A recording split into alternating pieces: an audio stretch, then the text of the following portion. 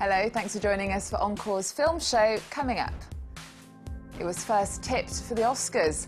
Angelina Jolie's second turn in the director's chair is receiving lukewarm reviews. Unbroken is the tale of a US airman shot down and left adrift in the Pacific before a terrible spell of a Japanese POW camp. The first Iranian vampire western ever made. There's rapturous praise for A Girl Walks Home Alone at Night. And it's the world's chance to tune in to the French films of the moment. MyFrenchFilmFestival.com allows people to watch movies on the web in nearly 200 countries. And for all that, we're joined by France 24's film critic, Lisa Nesselson.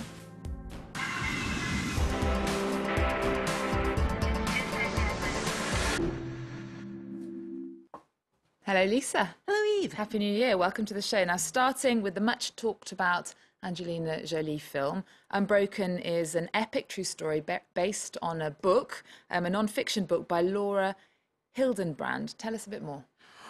Well, this is a true story, and what a life this man led. She couldn't pack all of it into the movie, but there's incident after incident, and you just think the universe should give someone a break. This is a man who was a juvenile delinquent decades before we had that term. And as a young man, he was running away from some petty larceny, and people noticed how fast he could run. And he wasn't interested in making something more of himself, but he actually ended up representing the U.S. at the 1936 Berlin Olympics. So it's a very American story. OK, well, we're going to find out your view on it in a moment. But first of all, Mark Thompson reports now on Angelina Jolie's Unbroken.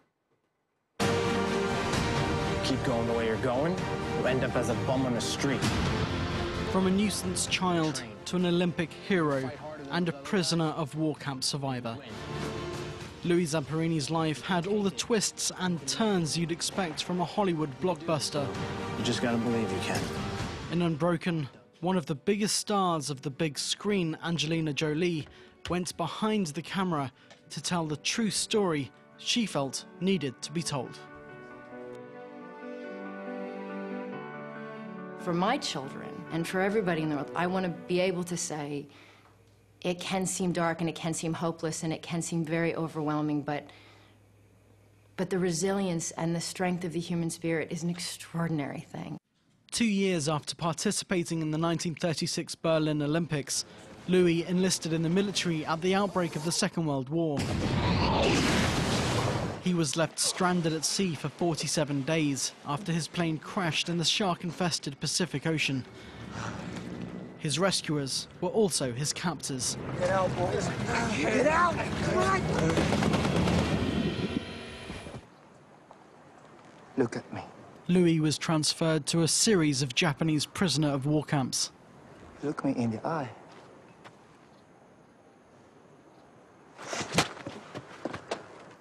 We were the hardy generation. We had problems every day, but we never turned our back on the problems. Louis died at his home last summer at the age of 97. For the man who played him, Jack O'Connell, just being around the war veteran was a learning experience.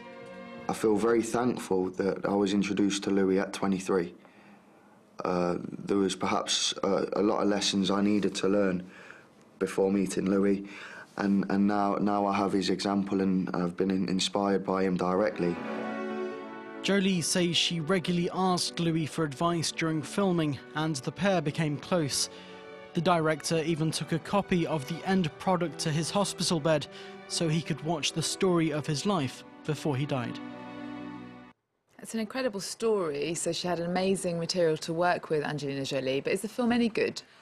I really like Jolie's first film as a director, In the Land of Blood and Honey, about the war in Bosnia, and so I had high hopes for this one. In terms of where she chooses to place the camera, in her direction of actors, all the things that a director does, this is solid work. I would say the weak link is the script, and that's actually kind of surprising because it was written by none other than the Coen brothers, but there's no particularly memorable dialogue. In fact, there's some outright clunkers, and even the prodigiously talented and prolific French composer Alexandre Desplat score rarely rises above adequate. It's far from a bad movie, but it just should have been a little better, I think. OK, well, maybe worth seeing anyway. Well, moving on to what's being called the first Iranian vampire western ever made. It's called A Girl Walks Home Alone at Night. It sounds very intriguing. It Lisa. is indeed intriguing. It is an insanely stylish, very original movie, written and directed by an Iranian-American woman who shot it in a very strange spot in the California desert in luscious black and white, and she cast actors of Persian heritage who speak Farsi, so we'll believe it's taking place in a very strange town in Iran, primarily by night. And what's the name of the town? Bad City. Let's take a look.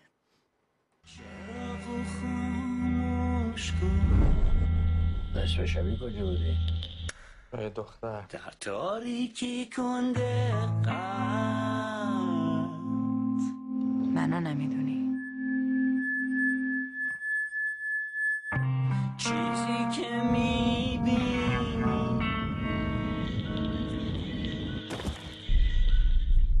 پس چی هستی؟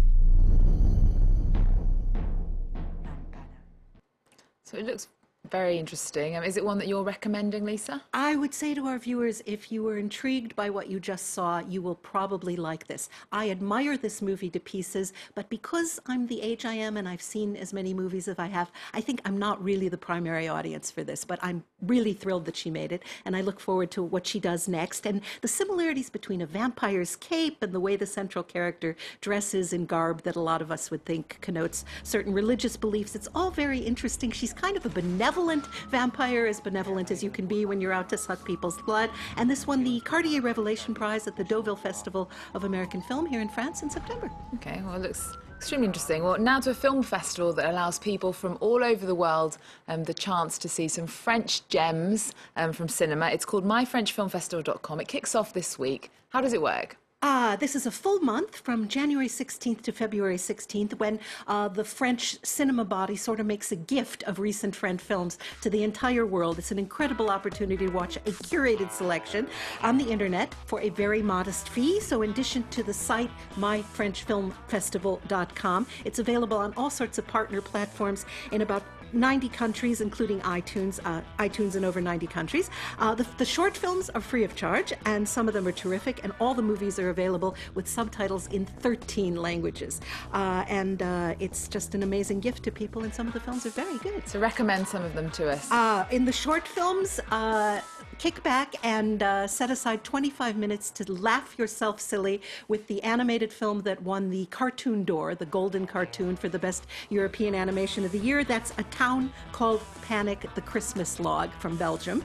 And in terms of features, a movie I absolutely love. Its title is kind of clunky in English. It's called Miss and the Doctors, written and directed by a woman named Axel Roper. So that's 3 films we're talking about today by women. It's set in the 13th district of Paris, which includes Chinatown. It's 2 brothers. They're both bachelors. They're both physicians. They share a family practice. They both fall for the same woman whose young daughter they have as a patient, and it's incredibly touching and interesting. Let's take a look. Vous laissez souvent votre fille seule? Avec son diabète, elle peut faire un coma. Vous le savez? Je sais, je suis imbattable sur le diabète. Ma fille et moi, on maîtrise très bien les choses. Elle est belle, cette femme. Ils sont pas un peu bizarres, ces médecins? Oui, j'aime quelqu'un.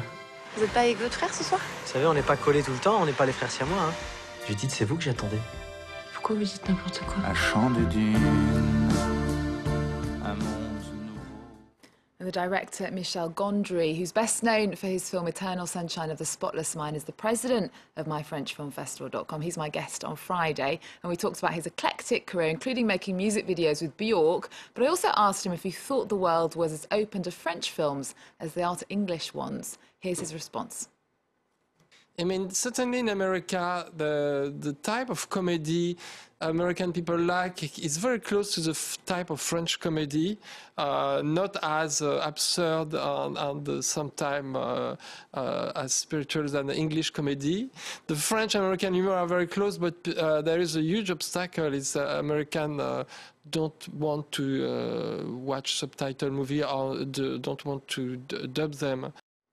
And you can see more of that interview on Friday at 12:15 Paris time. Very lovely man. Now, to wrap up, Lisa, we're paying tribute to 2 stars of cinema who've died in the past week. Tell us more. Well, Italian director Francesco Rossi died on January 10th, aged 92. He was a sharp neo-realist whose films questioned the direction Italy was headed in after World War II. He depicted but did not glorify mobsters. He examined the intersection of power and corruption, and he did it in an unsettling, open-ended way. His early films really hold up today. He won the Golden Lion in Venice for Hands Over the City back in 1963 and the Golden Palm in Cannes in 1972 for The Maté Affair. And someone else as well, Anita Ekberg. Well, Anita Ekberg, nobody knows when they're making a movie with a line of dialogue or a scene that might become a cultural touchstone, but shapely Swede Anita Ekberg splashing in the Trevi fountain in La Dolce Vita is one of those scenes everybody knows, even if they've never watched Fellini's entire film, which lasts 2 hours and 40 minutes. But boy, are those few minutes incredible. The film came out in 1960, but Ekberg first caught the eye of American producer Howard Hughes when she competed in the Miss Universe pageant as Miss Sweden back in 1951, and apparently, this is hard to believe in retrospect, Fellini had been considering Sophia Loren for the part, but when he saw paparazzi photos of Ekberg, before celebrity photographers were called paparazzi after a character in La Dolce Vita, see how that all connects, she got cast as Sylvia. Okay, well, thank you for that, Lisa. We'll see you next week, and we'll leave you with Fellini's La Dolce Vita. Remember, our website, we're also on Twitter and Facebook. There's more news coming up on France 24 after this.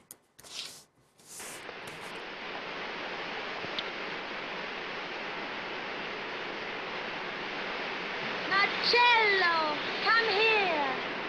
Hurry up.